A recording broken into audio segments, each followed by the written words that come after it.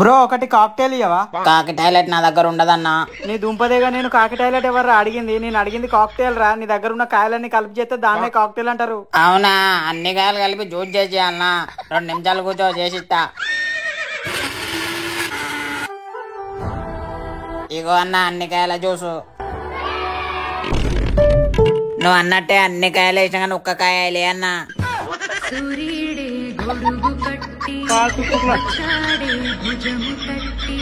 నీ ఫోన్ ఇవ్వు. ఇగో తీసుకో.